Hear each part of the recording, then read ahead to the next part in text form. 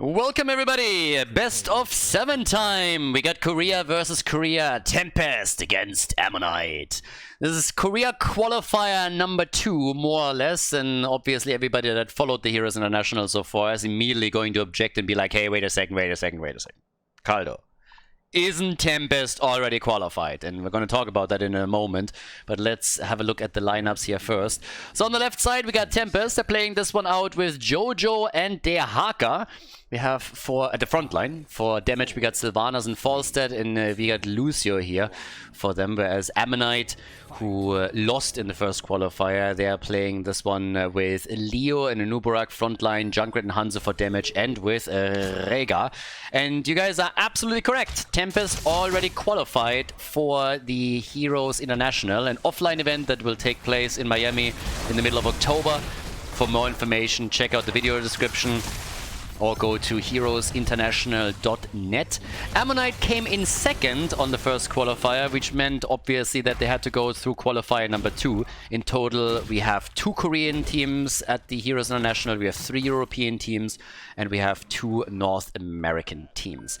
Now, there was a little bit of a problem with the second qualifier for Korea, so I had close contact obviously with the Korean organizers. We always gave them a little bit of leeway in organizing the second qualifier because they know their region best, and I was always like, hey guys, this is what we want. And pretty quickly it turned out that they didn't have any teams to participate in the second qualifier. Ammonite wanted to play, and every one of the Korean teams that participated in qualifier number 1 already knew that Ammonite was a highly favored team, and that they were heaps and bounds ahead of everybody else that hadn't qualified yet. Tempest was already qualified for the Heroes International. None of the other teams thought that they even had remotely a chance, so none of them wanted to participate in the qualifier, and all of them said like, yeah, well, we don't care, Ammonite is going to qualify anyways. And that's the reason why Ammonite then got qualified for the Heroes International without even having to play. And because we still wanted to give a kill-heavy setup here, Junkrat and Falstead are down. And the party isn't over yet, is it now? But because we wanted to give the audience a little bit, you know, something to watch, a bit more of an insight also into the Korean meta, and a few more games between the top Korean teams, we decided that there would be a show match between Tempest, who's already qualified, and Ammonite, who is taking now second seed for the region. And that's why we have a best of 7 series between the two teams. And, well, these are the 2 teams that will represent Korea at the Heroes International. So this is a little bit of a show match just for everybody out there. This is a bit of a fan service from us at the Heroes International and the Korean scene for all of you guys. It's also, so by the way, a pretty good example of why I'm talking all the time about how Korea doesn't have a lot of big depth in their player pool. I mean, they literally didn't have enough teams that were willing to participate in the second qualifier. Now, does that mean that Korea as a region sucks and that those players are shit and they will be destroyed at the international event? I mean, obviously not. Duh. Because they still have some of the best players in the game, and a lot of these guys are former HGC players too. But it still means, and that was also true during HGC times, it just never became obvious to people that weren't that deeply involved with the scene, that they have a bit of a problem with their player depth on that region. So we'll see how they can do at the event. Tempest is obviously one of the favorites to take a top spot at the event. Ammonite, they would love to do well there too. Tempest has been very dominant in the first qualifier, and at least here in the show match, Ammonite is doing their best to shut them down a bit. But as the first objective is spawning up, we have the top left channel from Falstead, so there's a double global in the game for Tempest, which means that they can rock the macro game against their opponent pretty heavily, probably here. We already have to the top right, Leo channeling this one through, so that centers the focus around the third altar, as usual on this map. And we'll see what exactly they can do with it right now. At this point in time was a level 7 advantage for just a couple of seconds for Team Tempest. Oh, stuns against Sylvanas. Gonda in trouble for a moment. But Spell, aka Tist, gets pushed back here as the Haka makes his way in. And we have both of the pumpkin cams up right now, but also still that altar that is currently being completely ignored. There is, of course, a lot of interrupt potential on both sides, and especially when we're talking about Junkrat, he can always go and target the hero that is channeling. Anubarak went on level 1 straight into the Regeneration Master. We got the bit of Barbs here too. And they are slowly making their play for the camp, since it's quite evident that it's going to take a time until one of the teams is going to get this one. But with Sylvanas now pushing at the top and Gonda threatening to take this wall down, there's an opportunity maybe to make a move. And yes, they're pushing past. They're stealing the camp as well. Ammonite with some nice moves. They get 2 out of the 3 altars, are able to lock that in, and they also steal the opponent camps away. So fantastic. And they get another kill. 3 kills to 3. The Haka is dead, and that was a big step by Ammonite. Nicely done. Well done by the second seed for Korea. Bit of extra damage now down at the bottom of the map there for 2. All the way up at the top, Leo is still holding his own. And down here in the meantime, we got the attack against Jojo. So yeah, careful here. Capybara in trouble, goes down the leg from the Haka. Can they follow it up with enough damage for a kill? And yes, they can. Down goes Junkrat, he's eliminated. Easy peasy. So they have a 4 versus 4 going on. And Lucio is just zipping around and pissing Hans off a little bit. What a drag by Lockdown. Damn, son. That one was gold. Perfect tongue by him. They got level 10, and thanks to Sylvanas, they are now threatening even the bottom bell tower. Nicely done. That is again, by the way, Bloodlust. Bloodlust is the go-to talent for the Korean meta on Rhaegar. It's actually kind of wild. You see it every now and then also in the Western scene, but if you compare the pick ratio, then Ancestral is still the main talent for European teams whenever they are picking Rhaegar. Not so much in Korea. Korea is very heavily focused on playing Bloodlust builds, and this is, by the way, against a fall stat. So this is one of the reasons why on in a European game, in a European match, you would normally avoid going Bloodlust, because you know that fall stat can pretty much just render your entire ult useless by gusting that out. So that's a bit of a thing. Good stun combos. But can they save Gonda? Yes, they can. Even with Bloodlust being used, Sylvanas is still alive. They're trying to turn it again. Isolation is hitting Hanzo hard, and Lucio is following up. Gets the kill, but gets also taken down. The Entomb and the mace to the face eliminates Sylvanas, but Leo is paying for it. He dies. 7 kills to 6. It's a total bloodbath. Absolute bloodbath in this game. 7 minutes in, and we got nearly 14 kills here. Yeah, they are totally crushing it right now.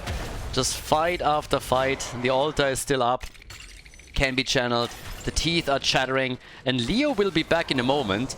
And spawns in a bit of a bad spot for him. I mean, he has to go out, misses the drain, and might die again. Yeah, makes it out, but barely. Just another auto attack or 2, and that would have been the end of him. But he is able to move back out. And with that, we now have the fight still continuing over that bottom altar. So here comes Jojo again with a great condemn, and another gust into the corner. The channel is happening, Lockdown is threatening it, and Leo dies to save the day. He's going to be back soon, but maybe not soon enough to help them here. The Riptide comes out, the channel has happened, and that's 32 points on both cores, as the fight is still raging on, with Lockdown slowly waddling out of this one. So yeah, things are getting crazy at this point. 8 kills, 2-6, and Falstad has transitioned topside, so he's threatening a bell tower, whereas at the bottom of the map, Sylvanas is able to blow the entire pumpkin set away. There's the Entomb, but only catching Johanna. That's not going to be enough, or is it? They're trying to go for Capybara. Big arrow, and they get the kill, but the counter kill. Sylvanas, look at Gonda. Gonda is going full YOLO and eliminates Hanzo, but gets also killed. Falstad is still topside, just doing damage, as down at the bottom of the map. Lucio is finally falling, which allows the red team to go for the bell tower conversion. Falstad is doing the same thing up at the top, has to move away from this. But yeah, this is getting a bit nasty. So we have a really interesting one on our hands. First game in the best of 7, and it's getting wild. Hide, Spell, and Hebin are now dropping onto the camp. 9 kills to 9. It's 2 kills per minute at this point. And the bot lane is, of course, a bit more important on this map. It shuts down access to some of those altar positions, and it also allows the pumpkins to continuously pressure through. Dehaka gets caught and killed as everybody else is focusing on the camp, but I don't really think there's going to be a big problem down here. The camp has been taken down after it got initially stolen by Ammonites, so they couldn't use it to attack that bell tower. And with the help of Sylvanas, they're dropping it quickly, but what an arrow! And they need a kill! Gonda! They can't get the kill! Gonda jumps out again! Falstad with 30,000 damage, top damage dealer for Tempest. The bird nearly gets plucked by Hanzo here. Blessed Shield comes out. It's a massive brawl between Ammonite and Tempest in game number 1. Honestly feel like this has been going on since game number 1. So we have again another 4 shots fired. The blue team dropping a bit low, but they get the they lose Lucio. So Rega moving in again, taking another camp here too. Falstad is still pressuring in the middle as Sylvanas, as so often, made another attempt at the bot lane to get that bell tower converted back. And they are a lot closer than the red team is retaking their top lane. Both of the bell towers at the bottom of the map are down to 50% HP, and yeah, that's another kill. Gonda in a lot of these situations has been absolutely popping off with this damage output. There's the Wailing Arrow also being used here. And it is it's fucking crazy. Can't stop, won't stop. All out aggression by the two teams here. Falstad barrel rolling away. We have 21 kills as is already. The team's definitely having some fun in this show match, with level 16 talents now available for Ammonite just a little bit sooner. And the attack is still ongoing, so Sylvanas once more moving in, but here comes Hanzo. Reset wants the damage and gets a fair amount out, but is not able to get another kill. The double... Oh, the birdie! Goes for the gust and the blessed shield. Not doing anything here, just covering the retreat for now. But Dehaka is pushing the top side out even further. So yeah, they have full control over this. Over that top lane. The double global is really helping them. And his main objective was, of course, to get the experience for the blue team to get to level 16, which is now the case. That means they can contest the double altar that is now just spawning. And the fights just continue over and over and over again. Yeah, Entomb could be dropped soon as well. Globals are moving in. Cocoon has already been used. But Lucio is back in action. Nobody was able to reconvert the bottom bell towers on the other hand. But one good team fight is all that Tempest needs to maybe even get control of another 2. These arrows are absolutely on point by Reset, and it leads to a kill. No. Well, maybe they get the bird. Yes, they get the bird. The bird is down, and they're trying for another one, but instead it's Rega who falls. 2 Sylvanas and the towers. Dehaka is retaking the bot lane. How is Capybara alive? Gonda also. They somehow get away here, and Dehaka has retaken the bottom of the map. But the red team is trying to get the double channel. First interrupt happened. Dehaka could try and move towards the top to help him out here. 18 seconds until Falstad is back. It's a 3 versus 4. What the hell? Kill for a kill. Johanna dead, and so is Hanzo. And Lucio literally walks a Junkrat to his death. So they are down 5 bell towers to 3, and there's a chance for a double channel in favor of Tempest. They got an opportunity for the double channel, and they're going to take it. And Nubarak is going to be too late to interrupt this. That's 10 points off the core of the red team. The first 5 fired. There it is, 20 to 228. What an opening game for this series. 27 kills. 66,000 damage by Hanzo. We got 42,000 by Falstad. They're taking both of the camps, and there is, of course, no doubt that they're going to take that bell tower at the bottom of the map. The top lane is about to be retaken, so at least they're able to pull that one off. But there's also a few more pumpkins moving in through the top lane, so they might have a chance of escorting those in or damaging that bell tower again. So we are at level 19 for the blue team. Tempest, again, the first seed in Korea, is currently looking fairly good here. We have one single hero hasn't died in this game yet. Only one. It's a Nubarak, the tank player. Nubarak has not died yet. With 5 to 3 bell towers, the situation still remains the same. And the double globals are, of course, giving Tempest enormous control over the macro game. Next altar phase is going to spawn 3 altars, and well, here's the pumpkins. So we have 19 points to 28. A job well done. An attempt also to go for lockdown, which has been shut down already. But yep, here we are. Now again, guys, if you want to have additional information about the tournament, check out heroesinternational.net. You can also look at the link in the video description if you watch this on YouTube. And a quick reminder, all of these games, all of the live games, when we're at the actual offline event in Miami, all of those games will be played out live and streamed on my Twitch channel. So twitch.tv/Khaldor.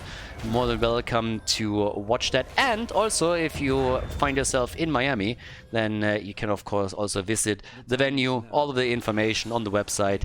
And yeah, feel free to stop by, shake hands with players and casters. Trixler's going to be there. We're going to have Michael Udall on site, and also Fan and myself, of course. 14 points on the core against 25 for now. Level 20 tellers are ready, and another 5 shots are fired. A bit too late on the drop temp. Bam, off we go. Single digits on the core. Big arrow, and it gets kind of dodged. I mean, the position was not good enough to kill KB, but still, they were trying to drop the bird. Same time now, we have an opportunity in the mid lane to take this bell tower. The red team has started to move down to the bottom of the map so that they can at least reclaim their bot lane. Rega is now the Gladiator's washout, so upgrading his level 20 as well. And Falstad has gone into the Epic Mount, which is always fun. Always fun. They have a double global, and Falstad has the Epic Mount, so they can just jump around the map whenever they want to here. And they're already moving back down to the bot lane, as they have control of 5 bell towers. They are aiming for number 6, at least gonna try to. And Nubarak with a nice dive on the other end. Look at him, spell. Tist with a big steal. Love it, absolutely love it. Falster doesn't have the gust, cannot counteract the bloodlust that has been used here, but they still are able to walk away from it. At least it seems like they can. Yeah, Gonda has to use his 20, but they're all able to escape towards the fountain, and therefore no harm, no foul. And the Haka, more and more time at the top lane to push out that lane even further. Now, those 2 altars that we're seeing on the map could now end the game. Oh, there's already the attempt to make a kill happen against Hanzo. Blessed Shield connects too, but he jumps out. And Nubarak, on the other hand, he's not so lucky. He gets deaded. Hyde, oh my god, they're all dying. 3 down, 4 down. Leo has been eliminated. The only survivor is Junkrat, but that, of course, is going to conclude this game. The channel is happening as we speak, and Tempest, the #1 seed for Korea, they are gonna go for victory in game #1. The shots are fired, and that concludes the first game. And nicely done, 32 kills in total, as Towers of Doom ends in favor of Team Tempest. Before we head into game #2, make sure that you subscribe to the channel if you haven't done it yet, so you don't miss out on any future content here on Khaldor TV.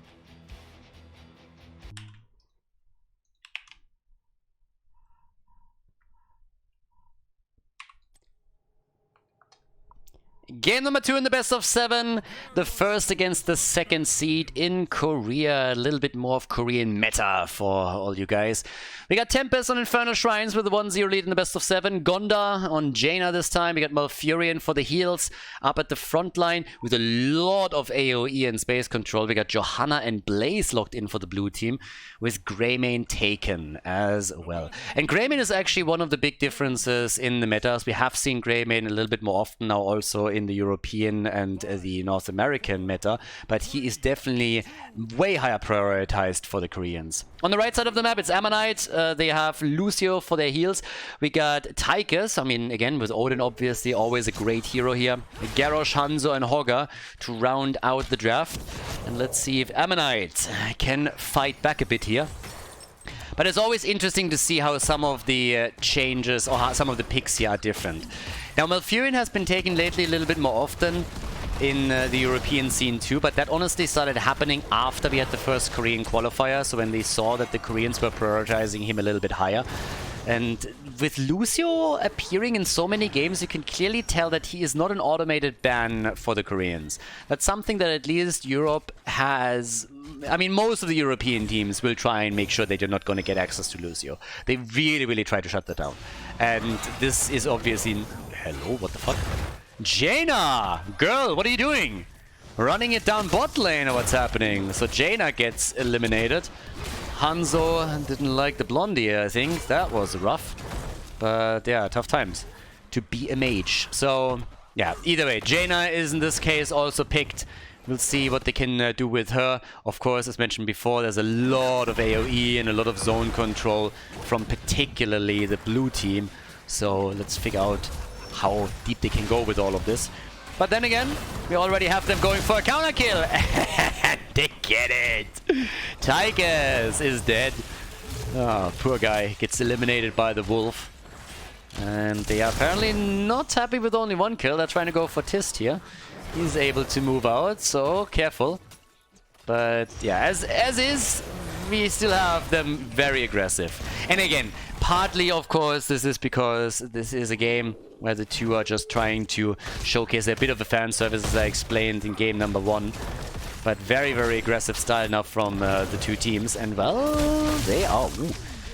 And yeah, they got a kill here. Jaina, on the other hand, was able to get a counter kill now. But this is bad news. First of all, Malfurion is dead. The camp gets stolen. And yeah, that's kind of nasty. So you lose the camp and you lose Malfurion. Even the kill on Garrosh in the mid lane doesn't really make up for that. Level 4 gives us the Master Assassin for Tychus. It's all about the passive. The extra attack speed on Tychus, especially since it also contributes to the attack speed of Odin. So that's the big news here. Yeah, we got the Icelands built for Jaina, going full machine gun here, as it seems. Lockdown gets a bit caught up at the top, and that could be the end of him. Don't think that he can get out of this unless he gets a bit of help in time. It doesn't look good though. Yeah, Lockdown just got locked down, let's be honest. So yeah, no chance for him. Same time, in the middle of the map. I mean, again, they're still rotating around. First shrine is activating in 3 seconds. So then we're going to have a bit of a look at that all the way up at the top. We already got our boy Hogger taking this one. And it doesn't really seem like the blue team is willing to fight this one yet. Instead, they're going for their camp. And guess what? There's another invade about to happen. They're going to move in for that one too. And Blaze is trying to take it in time and is contesting it, gets thrown away, the camp gets stolen, but it might be that Ammonite is now going to pay for this one. Yeah, that one was definitely a little bit too much, wasn't it? Here comes Greymane, Garrosh is down, can they get another one? Hyde is getting out with Lucio, everybody else is rushing away too, but with the objective now about to be claimed, or soon to be claimed by Ammonite, there could be a big lead happening for the team, but no! Tychus gets crushed by Jaina, who now went here for the Icelands as well for the cooldown reduction. We got the Frost Shards for the Pierce and the Winter's Reach, so that all allowed them to get the hit in on Tychus and drop him. The camp, of course, a bit of a problem here, but the towers and the minion waves are eventually going to take care of it. They are giving up on the objective on the other hand. This isn't really looking like they're willing to properly contest it. Instead, we have at least Blaze rotating between the lanes at the bottom of the map to put some pressure on these towers and the gate, get some damage in here. And of course, they're still hoping for kills. They might not go for the objective, but every single kill that you can get still counts. And that's what they're looking for. Get some kills in. So far that hasn't happened, and they need to stay away from Spell as well. Garrosh can't get too close to them here. But here we are. We have the Mortar Punisher baited over the wall right away. The side wall has already been opened up, so that gives Ammonite a chance to quickly move over and try to capitalize on the jump on the Punisher and the stun. Hasn't quite worked out, but again, they're still able to take the wall down, and also a decent chunk of hit points are now lost on the fort.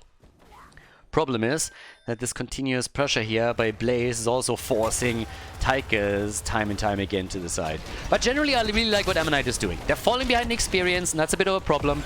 With Blaze delivering so much on these side lanes with his rotation and just outpacing Ammonite, they are struggling on this account. But they are being aggressive here. So Tempest, they lost the first objective, but they got 4 kills to 3. They got the early level 10, and now they can play around the heroic ability. We have in this case the Water Elemental taken. But I like that Ammonite is trying to be aggressive around all of this. So they are always looking to see if they can maybe get another kill, if they can invade somewhere. Especially that deep dive into the opponent's half to take the top left camp was pretty sweet. Now, I don't think they're going to do it again down here. This time we have 4 heroes from Tempest committing to this. It's also interesting to note that Johanna hasn't made a choice yet, so there's still a chance for the falling sword.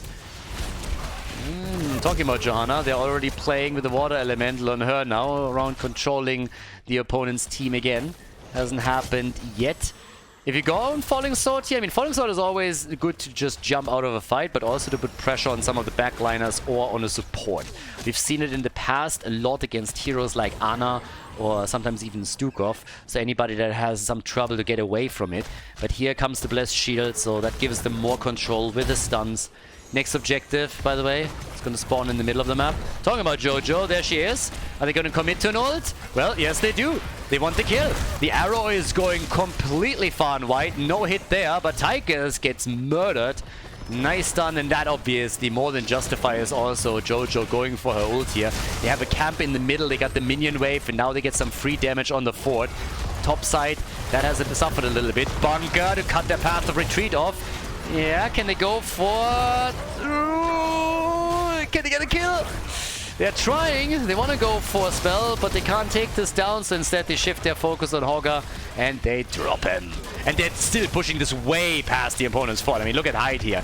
He's trying to stay alive, and he's able to pull it off, but they are now completely abandoning the mid lane, and that... Oh my god. No, Garrosh, not like this. Jesus, what a ruthless performance. Look at this. They get another kill. The fuck? They are murdering them right now. Like, you give these guys... It's crazy. Give him a finger and they take the entire arm. It's bonkers. There was one kill that they got, and all of a sudden the fort is gone. Lucio dies. Garrosh dies. Bot lane gets attacked. I mean, they're all over the place. Grayman isn't even here. He's already trying to take the camp at the top. So they are just murdering the red team. 8 kills to 3, a 5 kill gap, more than a level lead and a talent advantage, with the objective now popping up, and I guess this time there's no doubt that they're going to make a play for it. Gonda, the Dreadlord, is already riding into battle on the pleb horse. And, well, not only into battle, I guess they want to have Hogger. Yeah, Hogger jumping over the order pull, then Greymane going for the big jump here, as you could see. Probably a little bit surprised by that too, but yep, that's just what happens. The E was able to get out. It was not in range of the fort, so not a problem for him. But yes, at this point, they can now start around the objective. Again, they already have a 9-1 lead on stacks. But Greymane isn't even joining. Greymane is at the top and is just chunking towers down. So with Lucio moving in, they are looking to try and get a kill here, but the rest of the blue team is also helping out. And now it's again Garrosh who's in trouble. They were the ones trying to set up a trap, and they are the ones getting punished because they moved in a bit too deep with the trap, and the hunter becomes the hunted. 9 kills to 3, more kills, more damage, more stuns, everything coordinated around it. Nobody going for the objective right now, but Tempest is slowly falling back to it as they see another opportunity, and with Gonda just slowing Tychus down, there's no way for him to escape from this. So the baseline quest for Jaina is completed. Yeah, Greymane is a bit low, but there's the Tranquility, and finally Hogger gets a kill. The problem is that everybody else is already low, and they are still easily moving out from this and just clumping up those minions to take another lead. And Jaina is murdering. I mean, again, machine gun built by her, and so far it's been taken down Tychus multiple times. Yeah, good shield here. Good iron skin from Jojo. Another flip. Talking Jaina, she might be in trouble. Should have the Icebox if I remember correctly. I don't think used that cooldown yet. This is no exception. 32 stacks now against 10. So looking very, very good for Tempest on objective number 2. Greymane is back, but he's not here yet. Ooh, but lockdown, I guess 1 grenade is all that's needed here. And yep, there it is. Grenade comes in, and Tychus gets his kill. But with 39 stacks, they're just going to wait this out a little bit. Malfurion gets hit hard by that particular arrow, but it turns again! It turns again against them. Hai just rushes out. They're still not giving up on this. It's Hanzo that dies to Jojo, but he might not be the only one because Garrosh is also getting attacked. The Hoarder pulled. The Horga trying to get away here, and they are slowing him down. So that's a kill. Horga is gone. The Arcane Punisher is now in the middle of the map doing its thing as Garrosh gets dropped at the top. The fort also a bit exposed here, but yeah, it's just nasty. So Arcane Punisher with some damage, but the top fort should fall. At the bottom of the map, we had already minions attacking the fort. They are stealing the camp away to 16 to 14, 13 kills to 5. What a wild game. What a wild second game here on Infernal Shrines between Tempest and Ammonite. The two Korean teams showing all of the Korean aggression here. Pushing for keep topside. Down at the bottom of the map, Lockdown has full vision on this, and I can already guarantee you that if Haben thinks that he can get this, then he is severely mistaken. Him missing also means that the team can only defend with 4. Right now it's only 3, so the wall is gone. And here comes the move, and well, that might even be a kill. Slows him down, gets the burn, Tychus gets soloed, the camp gets stolen. That is horrible news for Ammonite. They lose Tychus, they lose the camp, and now Blaze is free to pressure the bot lane while everybody else is at the top. The arrow narrowly missing the target, straighter and straighter North America. It's a narrow. And at the bottom of the map, as they're finally pushing them back here, we still have that fort, of course, wildly exposed. With Lucio, they were trying to chase. Didn't really make it work, but well, there it is. So down to the bot lane. This one is likely going to fall. We have 40,000 damage now for Hanzo, 46,000 for Jaina. Jaina's top damage in the game, by the way. Top damage in the game, and yep, that's another fort. All the forts gone. Every single fort destroyed. Even 2 of the keeps have already taken damage on the side of Ammonite. They need some big hits, some big wins. They are still 2 levels behind, but they have at least level 16 talents. So that puts them on eye level in regards to talents with the blue team. But it still will make it difficult for them to approach the upcoming fights, because level 20 is always the threat now. And they are trying to force it. They are playing super aggressive once again. They don't care that the blue team knows they're there. They're just saying, we have to force these fights, we have to be aggressive. It's now or never. Once they have 20, we're going to be in even more trouble. But they have to deal with so much CC. And Jaina, I mean, they are able to keep Gondar's Jaina alive, and he is doing so much for the team. It's not only the damage that Jaina gets out, it's just all of the CC that she brings with the slow that is really helping Tempest to get this many kills and to force fights when Ammonite would like to disengage but just isn't able to. But again, Manilion level 19 now for Tempest. The shrine gets announced. And if they hit their Storm Talons around the next objective, then it's gonna be an uphill battle for Team Ammonite.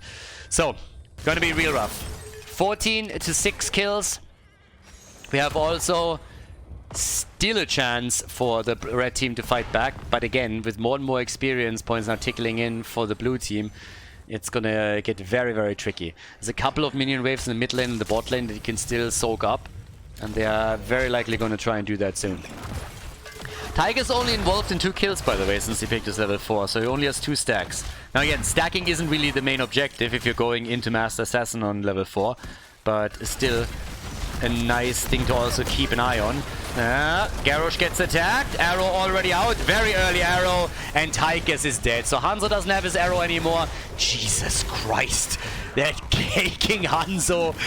Garrosh is in trouble, Horga is in trouble. I mean, everybody here is in deep shit now. So Horga is definitely gonna die. The second he stops spinning, he's immediately met by a big jet propulsion right to the face, and now they're going down for the bot lane. It's a 5 versus 3, and with Greymane in their team, they can just chunk this down. There's a minion wave coming with the catapult. They want that keep, obviously. And it is just incredible. Tempest, such a good performance here once again. They're the first seed in Korea for a reason. And one of the things that was always evident with that play in the first qualifier in particular is that these guys make incredible calls around fights. They see a chance to go for a keep, they take it. They see a chance to go for the core, they are immediately on their way. And here they have an opportunity to just snipe the keep before they even go for the objective, and they do exactly that. So now they have level 20, they have 17 kills to 6, and they also damaged, with the help of the catapult, the top keep a bit further, but their push through the bot lane is now gonna aim for the core, which means that we're having a camp taken by Jaina, we have the objective itself, and a 5-man with a level 20 advantage over the opponent's team that can now try and end game number 2.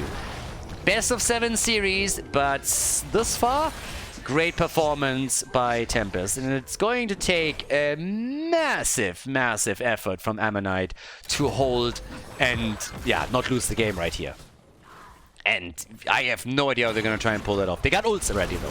They got all their ults. Here comes Odin already. Arrow is out, maybe a little bit prematurely, but they needed to try and save him here and reset. He doesn't get saved. No, he just melts away. He melts away within half a second. And now the push for core.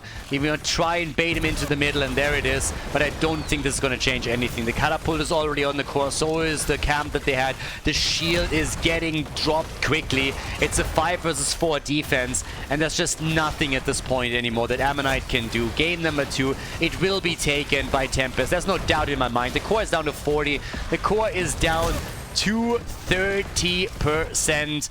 And everybody on the red team is low in HP and just trying to survive through this somehow. Punisher is still active, and that's 100% game. Lucio and Garrosh, they both fall. It's 20 kills to 6. And Tempest, with another dominant performance, is taking the second game as well here on Inferno Shrines.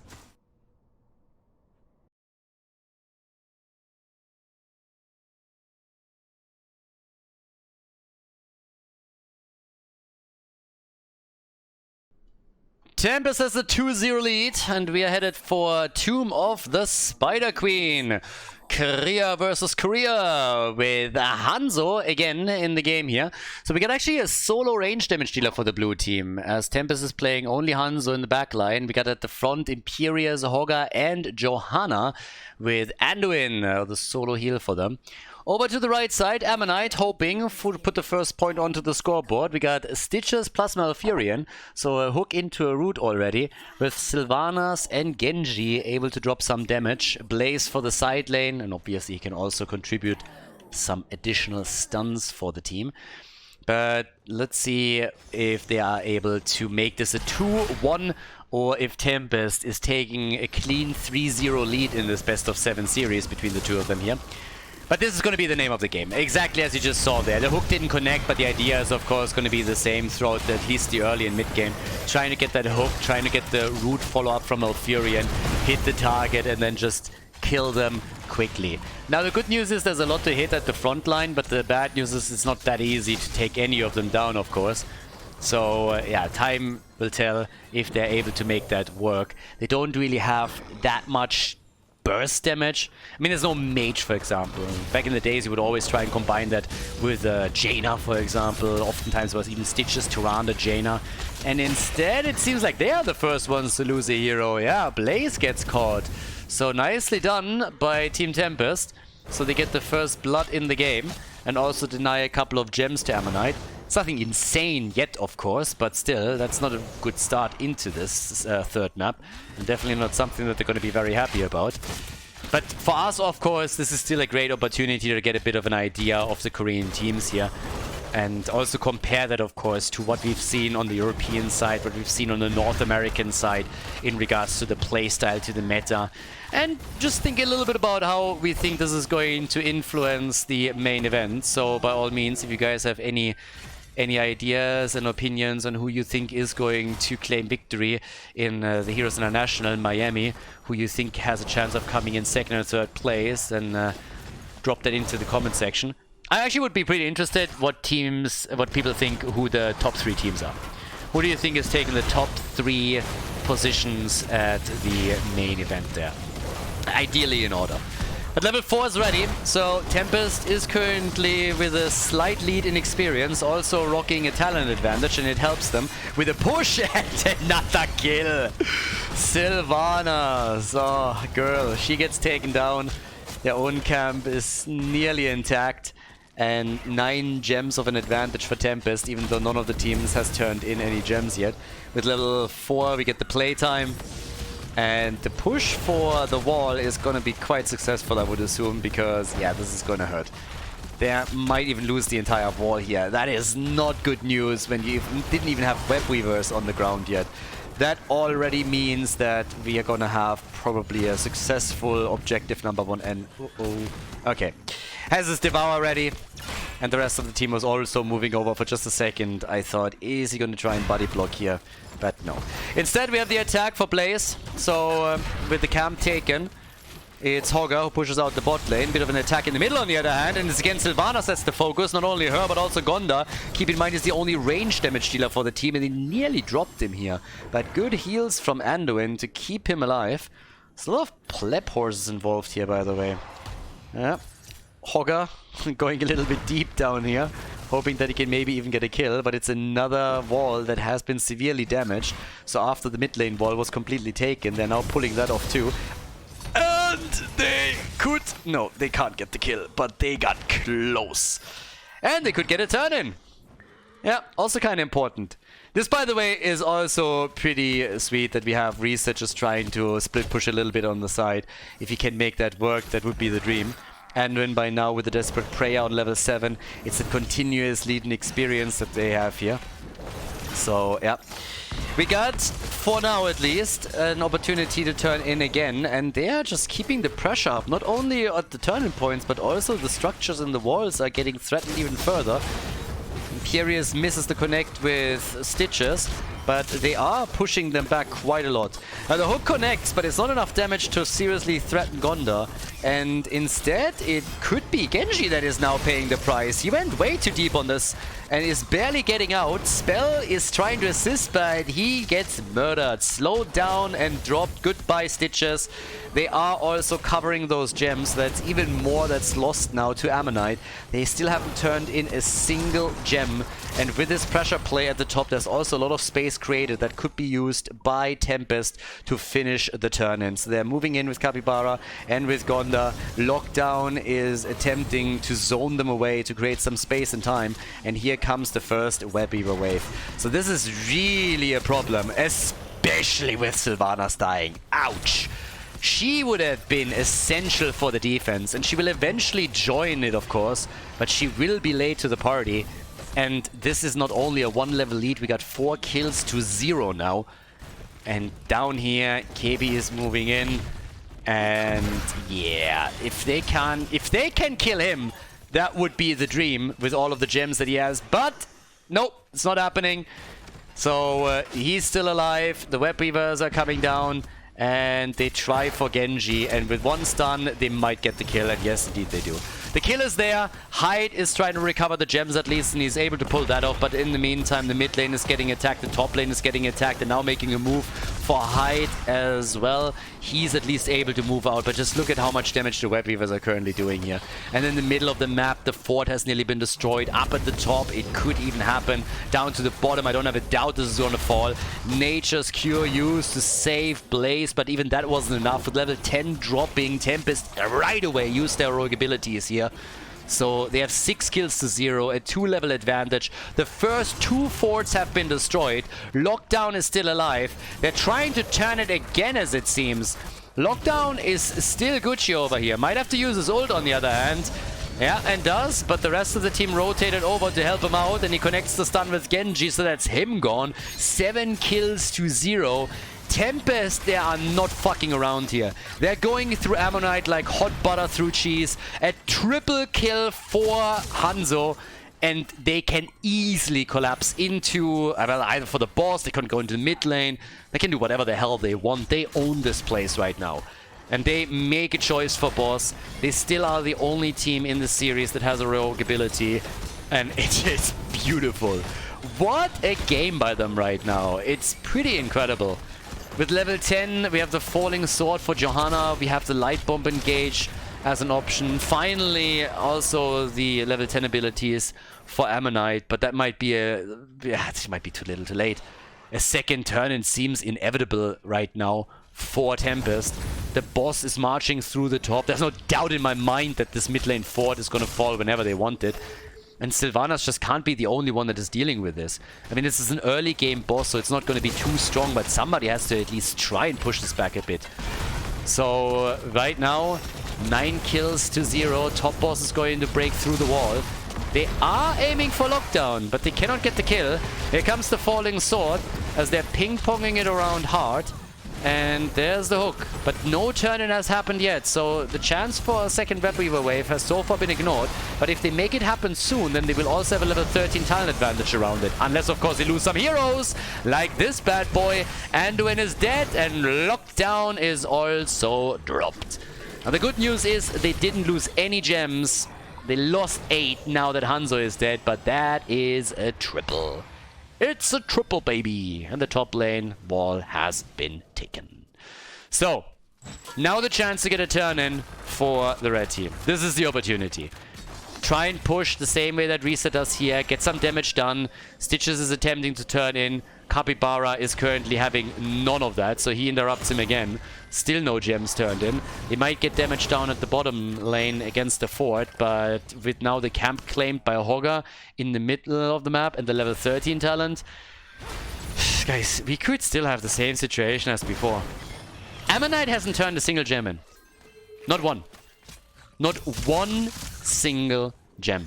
And they are up against the level 13 talent right now. And Tempest could turn in. Tempest could turn in if they get control here again. Hogger alone has 36 gems. He's honestly the one that should be very interested to turn his gems in. Just so that he isn't get dropped at some point and they're losing more than half their gems here. Yeah, good hook. There's the Gorge. I don't think they're going to get that kill. And especially with the arrow now being connected, nah, that ain't happening. But this could happen. There's already Tranquility. And they're getting a kill against Anduin again. The Crybaby is down. The chase is on. Ammonite fighting back, everybody. Fighting back big time. So, Hanzo gone. And they have 5 kills in a row now. 6 kills in a row. Okay, slowly but steadily we're talking here. Hello, gems? And a kill against Sylvanas. What? Oh boy. They didn't recover all of the gems they could. Now the Red Web Weavers are gonna touch ground. But I love that Tempest is still aiming for these kills. But it's of course great to see that Ammonite is finally fighting back. Haga needs to be really careful, but it's 6 kills in total that Ammonite now got, and with the Web Beaver wave, they might have a chance here. Lockdown on Imperius and KV and Hogger have a lot of gems that they could use, and Imperius is about to die. Hogger is moving in, will likely recover all of those. Yep, he does, which means he's at 70 gems. Another 28 and he gets the secret mount. 28 more gems and he has the secret mount. 100 gems needed. And please guys, don't try this in your own Storm League games. This is a meme. It was a lie that we told people that were bitching about turning gems in all the time. And a funny meme. Probably heard the story at some point, but yeah, he's getting close to the triple digits. Pretty much all of what we're trying to say here. And the pressure is still on. I mean, Ammonite is really going for it now. But they might be going a little bit too aggressive. Genji lost. And can they kill? Yes! That's a kill! Who recovers the gem? No, they split them! That's not how you do it. They split the gems and there's another kill. Tempest, baby, is having trouble. Well, or do they now? They kill Blaze, and they save their fort. So they lost 2 forts. They lost 2 of their forts. It's 12 kills to 9. But if you think about how this game played out earlier, it was a 2-level advantage. There was a 2-level lead for Tempest, and now this has pretty much been completely negated. Tempest and Ammonite are both on level 16. Both teams still have a fort in the middle. Both of these forts are incredibly low and could fall at any point in time, which you might even see here now. But yeah, it's a bit bananas. This is a weird game. We started with an incredible advantage for Tempest, where it seemed like they would just completely dominate the entire third game. And then Ammonite said, okay guys, enough fucking around. Let's step this up a little bit and go ham on them. Yeah, save the butter, save the cheese, because we're going ham. So, 12 to 9. Not quite sure why they're saving the butter. Probably because they need it for the hot cheese. But yeah, anyways. So, 17 to 17. We have 40,000 damage for Sylvanas, 51,000 for Hanzo. And, yep, still looking for the turn-in. Which the blue team technically has available. The blue team technically has a double turn-in if they want it. If they get a few more gems delivered, they got a double turn-in. They're the ones that have way more kills in the early game, and they just denied so many gems to Ammonite. But here's a chance with the Shockwave and the follow-up to maybe get another kill. They're trying for Blaze, not quite working. Still looking to see if they can make something happen. But they cannot, at least not just yet. The Stitches plays, by the way, haven't really been as successful as they're hoping for here, so they very rarely got any real value out of hooks and root follow-ups, or even the Gorge. There's the turn-in, and a bit too late on the side of Genji to make a difference. So turn-in is happening. That's especially a problem for the top lane. Bottom of the map, not that big of a deal. I suppose we're gonna see them clear this, so the Web Weavers are gonna have an easier time pushing through. But the main question is, what can they do at the top of the map? Fort in the middle should be dropped 100%. So all of this has been eliminated, so it's good for them. So the Web Weavers will eventually arrive at the keep, at least. But this is the big one. And it doesn't really seem like they're aggressively pushing with it. Instead, we have them visible in the middle of the map, where they go for the first fort, and then they can always transition over. If they drop the wall here, that would already be nice. Attempt by Stitches to get a hook, a Gorge, and carry the target behind the keep. That didn't work out either. It's actually Imperius is still at the bottom of the map to lock a few more gems in for the team and help them. And of course, just pressuring the lanes out gives them more map control. And as I said before they completed the turn-in, they have a second one available. They got the gem count they need for the second turn-in, so opening the wall up, creating a little bit of space here is already a big step towards the goal. But with 2 turn-ins in a row, they could do a lot here, especially if they happen to get level 20 with it, which is a realistic goal for them. So yeah, moving back to the turn-in point, letting Gondar turn in first and foremost, that would already help. They need 60. And the turn-in point is up in 10 seconds. Red team is pushing up because they have to. Red team has to push up because they need to prevent this from happening. They need to control both of these points, and they do. But it's half level until level 20. And the one thing that Ammonite is trying to do to close that gap a bit is get a turn-in before level 20 is available. Yeah, Gondar still fine. Jumps away as the jet propulsion was headed his way. Another hit, a little bit of poke. And these hooks just don't connect the way they want. Instead, it's all of a sudden Stitches that's in real trouble. In real trouble. There's the engage attempt. The arrow completely missing, by the way. We got the bunker. Shockwave coming out. There's the light bomb. Big stun. And this should be a kill. Stitches down. Gems lost. Bye-bye Blaze. They're making a move for Sylvanas. It's a triple kill, and that is gonna be at least a keep. Damn, son. 32 gems by Hyde. He's dead. They want to go for the 5-man team wipe. Hawker dies to the keep. But all the gems except for 5 are now lost for Ammonite. They lost way too much here. The minion wave in the middle might actually be able to do a bit more damage towards that fort, but who gives a shit when your opponent is losing a keep at the same time. We also have level 20, and they are already positioning themselves towards the core. They want to end this right here. It's a 4-man that is attacking the final structure. The level 20 talents are right there, and the shield is slowly falling.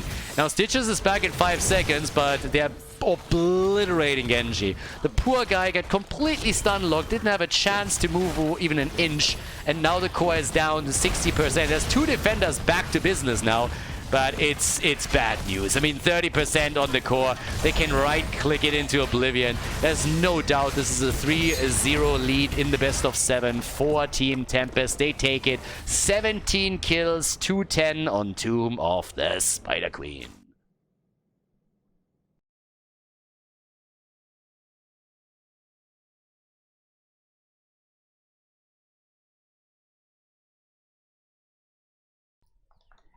Game number 4 and first match point. Tempest against Ammonite. We are on Garden of Terror.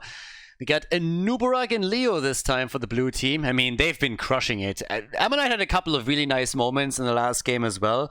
on Tomb of the Spider Queen, but it was more so the mid-game, and then Tempest just stepped it up again.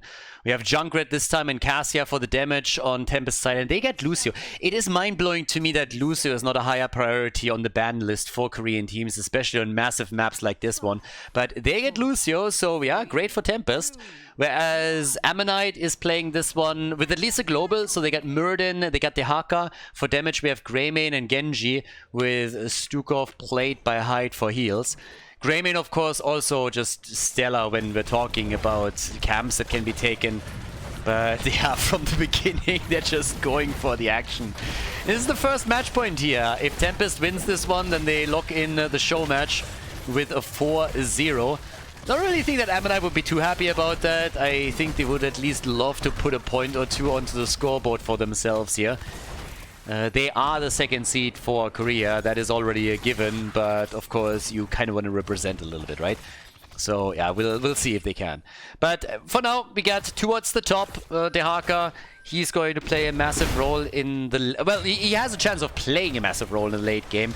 Once that some of those forts are removed, there's a little bit more space available. He can be the one that pushes out the side lane and just allows the team to dominate the macro game, if they get to that point. But for now, it's of course all about the seeds, trying to get towards the first garden terrors. We have Greymane doing his thing just at the 1 minute mark as the camp spawn. He is immediately ready and is starting to chunk down those minions. Hogger not taken. I suppose that he was banned out. He's one of the super... I mean, normally he is just banned out on this map, just straight up. At least when we're talking about the European meta. I assume that at least in this case it also applies to the Koreans, because his wave clear on camps, his solo camp clear abilities are just insane. And while talking about clearing things, the one thing that they clear out is Cassia and... Wow, Muradin! If not for that Stormbolt, he would have died. Yeah, that drain would have dropped him, but Stormbolt is there. No! Now they're diving for Hyde and Stukov! First is lockdown that falls, but Stukov is also dead. And the punishment for Nuburak. 3 kills to 1 in an early level 4. Oh, reset! Oh, 4 kills to 2. Can't stop, won't stop! They can get the kill! Genji's dead! The fuck is happening here? 7 heroes dead, Dehaka still on the run. What a starting fight. First seed is up, but yep, we're already on level 4 for the two teams, 4.5. And they just come out swinging. I mean, both of them. Down at the bot lane, lockdown are up against Dehaka, but oh boy, what's even happening here? It's like insanely aggressive. And again, understand this in the context, of course, as well. This is a show match, but if you want to have a look at the first Korean qualifier, you can find all of those videos on my YouTube channel and get a much better idea, especially in the winner bracket final, loser bracket final, and grand final, for the playstyle of Tempest, of Ammonite, and of other teams here.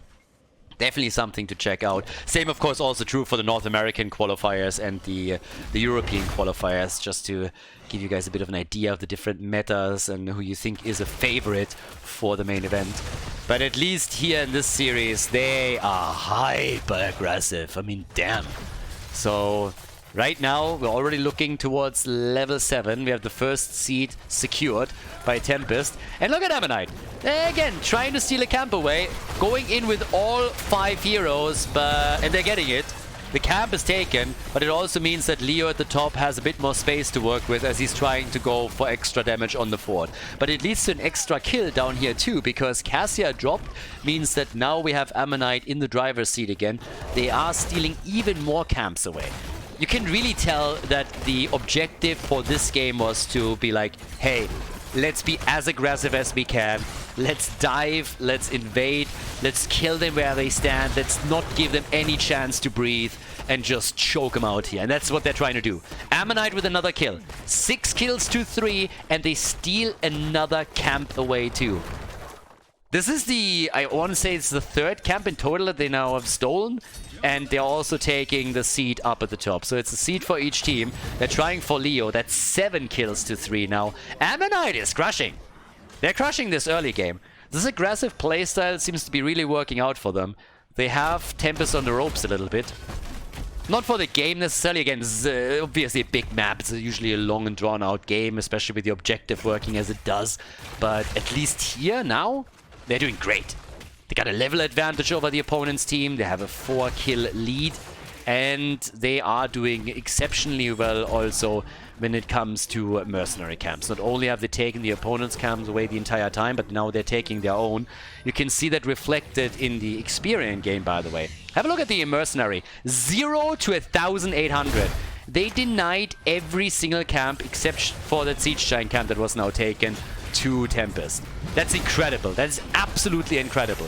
On top of that, they have a big lead in the hero experience too, because they're getting consistently kills.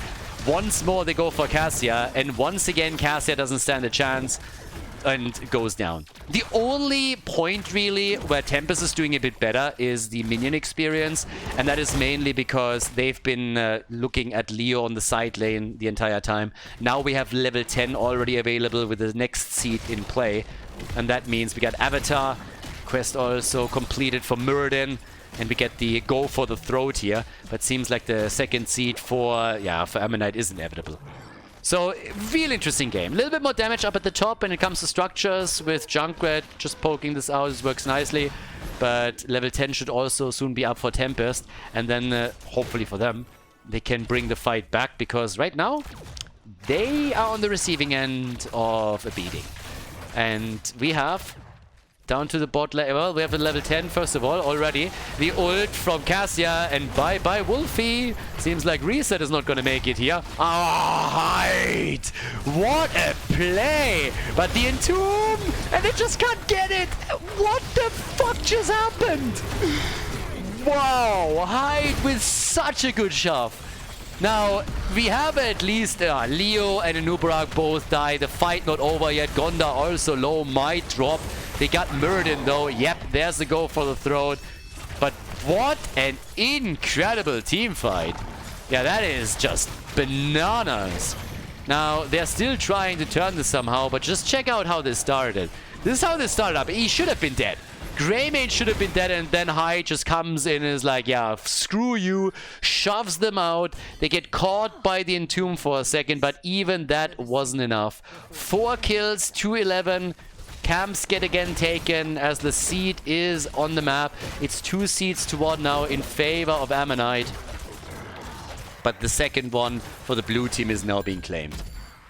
1 level advantage, big lead in kills. But Tempest hasn't given up on this yet. The next seed is for objective number 1. This next seed is going to spawn the first set of Garden Terrors. But oh my god, what kind of team fights have we already seen here? So, damage output.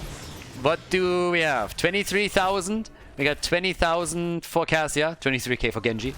Cassia, second highest damage in the game. And again, I've seen this movie before. They're coming in with the aggression, the Haka tunneling in too. They aim for lockdown. Yeah, but now both teams have level 10 abilities, and that fight is going completely out of control. There's already the Cocoon. Spell, Tist, he's jumping out. Do they focus on Genji? Do they have the stun? Not quite yet. He uses the X-Strike to jump out, and the seed is spawning. A lot of ults dropped at this point. A lot of ults already used. This time the Siege Giants are taken by Tempest. They were able to hold on to the camp. But the party is not over by any means. This is for the first objective. This seed is the important one. They are coming in from all sides now. Some of them moving back to the Nexus first to get some extra hit points and mana. Half a level lead. Do they let it go? Yes! There it is. They're too late. We got the Garden Terrors for Ammonite. Ammonite fighting tooth and nail to get the first point onto the scoreboard in this series for themselves. And it helps that they have the talent advantage, of course. So at the top, we got Lockdown. He's trying to deal with the top C quickly. Down here, Muradin trying to slow them down a bit. But this might become a problem for him. Nice juke though. Yeah, juking out a bit. Still being attacked here. Same is true for Cassia. And it seems like Genji is going to get that kill, or is he now? Muradin! Stormbolt! And he gets dropped. Nice. Nicely done. Greymane and Muradin working in tandem to facilitate that kill against Cassia. The Ford in the mid lane gets attacked. The one in the bot lane gets taken down. 13 talents are now ready, but it might be a bit too late. At the top, Leo is still dealing with it in the middle of the Web Weavers, the Garden Terrors, same. Different map, same shit. Gets taken, and they're still looking for potential kills here. 12 kills to 4. Murden trying to get out. Leo gets dropped at the top lane by Dehaka and the Garden Terror. But I think that Stukov at least should fall now. Yeah, okay. They lock him down hard, and Hyde doesn't stand a chance. Yeah. Okay. So with that, we have, as the dust settles, I would say 2 forts destroyed. Yeah, I'll call this one as well. Somebody is going to move over quickly and take this one down, right? I mean, they're not going to let that one slide. So, structurally, nice lead for Ammonite. And they maintain that 1-level lead. So, at the entire game, it seems they have maintained this 1-level lead over Tempest. Tempest, I mean, they got 1 kill. They got the kill against Stukov. But generally speaking, they're really struggling in these team fights to get the kills. 16 is going to be the next big problem. But of course, they still have also a chance to take a few of the structures down if they get their own objective, and this would be an awesome kill if they get it. Stormbolt, and Meriton falls victim to Cassia. And now Hyde is all of a sudden dropping really low, and the entire team is struggling to get out of this fight. But the two misses. The problem that I have right now is that there is still a lot of structures that have taken damage already earlier, and Tempest is now pushing for the mid lane. They are probably going to sacrifice the top, though. It doesn't seem like anybody is moving in for it. But if they can take the fort in the middle of the map, maybe get another kill here. Well, they can't. They lose Leo instead. But if they can get a counter kill before Muradin comes back and get some aggression going and maybe drop that fort and get the seed, that would be a nice opportunity to turn it around. The biggest issue is that they're fighting against an opponent that has a talent lead over them. And they still need to close that gap. So the top fort has now been lost, which means that all of the forts of Tempest have fallen. They themselves couldn't take it in the middle. And Dehaka is now trying to defend the bot lane. So, yeah, they have to be careful here. Also, Leo still ghosting it out. Seed is up.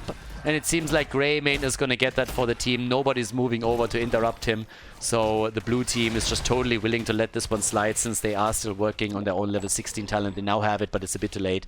So they give that one seed up. Double checking all of the pushes here makes a lot of sense considering how this game has gone so far. Now we got the epicenter for Nubarak. Couple of stuns are desperately needed here, but they have to give this up probably. Junkrat is down. And Nubarak dives over. They want the kill. They can't get it. It's a 5 versus 4, and the Siege Giants have been taken. Ammonite with aggression all over the place. The entire game. Play after play. But they're low here. Great stun from Nubarak. They're trying to turn it. Great engage also with the epicenter, but nobody's dying. Finally, Greymane is down. Murden trying to escape, and how did he once again make it? Same true for Genji. The blue team desperate to lock these kills in, but they're struggling so much here to get those final blows connected. They get the double kill though. Junkrat is going to be back. Oh, Genji! Genji dies! And so does Lucio. What a game. We're looking at 25 kills at the 12-minute mark. Siege Giants at the top are threatening the fort. And down here, the seed is going to be attacked by Tempest. They have the superior numbers on the map, but they don't have their support right now. Stormbolt is in. Hyde is there too. And Tempest wants that objective. They want that objective, they need the objective. And they're channeling. And the good news for them is they just took down the top fort with the minions. They have now this going on. In the middle, they're even trying to go for another kill. Miss the stun. Murden jumps out. What a fucking traitor. He just abandoned Hyde. That was just happened here. Did you guys see that? He just jumped out and was like, see ya, bitch. No fucks given. Look at this. I mean, I'll show you again. Murden is a fucking traitor. At this point, there he is. He's just like, yeah, I don't give a fuck. Leaves Stukov alone. Stukov dies. We got the Garden Terrors on the map. 11 kills to 17. 18 to 18. Greymane and Cassia both dead. More damage done and Gonda is down. Gonda is down, but they want to get the counter kill. They go for Genji, and there it is. The mace to the face as Leo finishes what the rest of the team started. And those Garden Terrors, they are going bananas still. The one at the bottom of the map is going to drop the fort 100%. Now we have Muradin dead too. Top lane is pressured. 13 kills to 18. Mid lane Keep is in trouble. And this is a disaster for Ammonite. They only have Tehaka right now. Tehaka is the only one that can do anything here. The Keep is going to fall in the middle, and there's still a Garden Terror at the bottom of the map. All of a sudden, it's Tempest that's ahead in experience. It's incredible. The Keep is gone, and the bot lane is still pressured. So even if the Keep here is safe, that front wall is going to fall. Or at least part of it. Oh my god. The entire game just turned on Ammonite. Everything turned on them. Tower down, gate down, another tower is about to be murdered. Now we have level 20 talents ready. It's bad news for Ammonite. 15 minutes into the game, 31 kills. 2 kills per minute easy. We got the rewind over here. Both teams now with level 20 talents. Muradin, is he going to go for the rewind? Are we going to go the jumping dwarf here? Leo hasn't made a choice yet, by the way. Still threatening to go a bit bananas here, but there's the rewind now for Muradin as expected.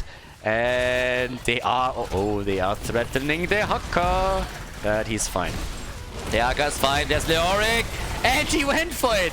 Leo goes for the Burning Despair and immediately gets shoved out of the fight. Drops the Entomb. Greymane is dead. Muradin in trouble. And so is Hyde. Hyde is trying to hide in the cocoon. That's not happening. There's the stun. There's the kill. There's the double kill. Killed in mid-air. And that is likely going to be the end of this series. Only Genji and the Haka are alive to prevent it from happening. Here comes the move as at the bottom of the map, Siege Giants are threatening the Keep. Yeah, seems like Genji is gonna able to get out. Yeah, maybe, maybe not. He's still jumping, but the grenades keep coming and Genji is dead. The Haka, he's the sole survivor here. There's just absolutely no way that he's going to turn this one around by himself. Team Tempest with a 4-0 victory in the best of 7 show match, everybody. Top 1 and top 2 seed here for Korea. These two teams will represent the Korean region at the Heroes International in Miami on the 14th to 16th of October. For more details, again, visit heroesinternational.net or check out the links in the description. Nicely done. GG. Well played and congratulations to Team Tempest.